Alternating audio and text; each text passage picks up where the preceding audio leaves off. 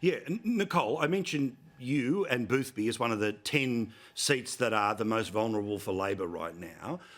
Would getting out of the Paris Accord help or hurt when you are talking to the people that you need to change their mind to go back to the Liberal Party after they went to the Labor Party at the last one?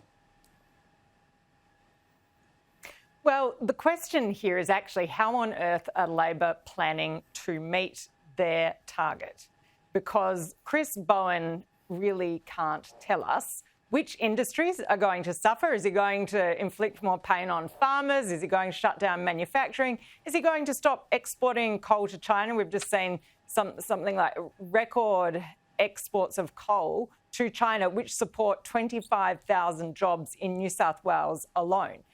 We've seen recently Labor come out and say, oh, look, no, we acknowledge that actually we're going to need gas into the future if we want to guarantee baseload power supply. So the people who have the most questions to answer here are the Labor Party, the Coalition, and Peter Dutton and Ted O'Brien, to their great credit, have said we need to have a very serious conversation about nuclear, because if we want to meet our 2050 targets, then nuclear has to be part of that solution to getting to net zero by 2050. So I think what we're seeing are very responsible and very honest statements from Peter Dutton, as opposed to the creative fantasies that we keep hearing from people like Chris Bowen as to how they think that they are going to get to these targets by 2030. See, I'm with you about how there are big questions about how we get 25, 26, 27.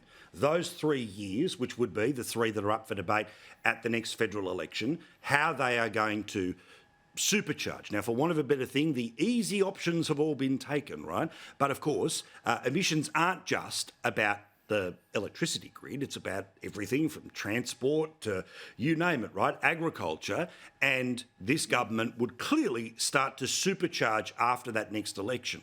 Now, obviously, James, this is a thing that people in the suburbs, again, I don't know how, we'll all wait and see how this debate runs and who ends up winning, and whether the cost of insert change will be enough for people to change their minds. But Labor people were saying today that they basically believe, this thing is settled policy, game over. Once you fiddle with this, it's like trying to cancel a school day or something. It's some sort of great change that the Australian people will not accept. Why would you disagree with their spin?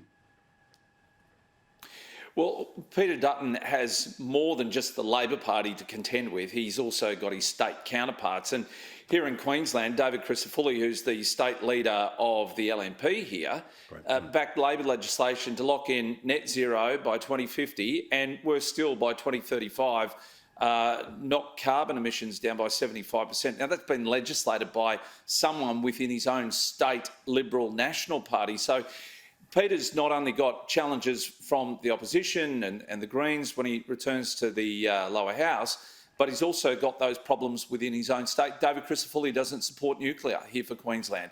Again, another challenge that Peter Dutton's got to face. So he's going to have a bit of competition here from those within his own ranks. But I say to Peter, put on a brave face, have the argument with your own people and have it with the rest of the country here, because we can't continue paying $300,000 in compensation to farmers per kilometre for these new high transmission cables that have got to go across farms. Can't happen.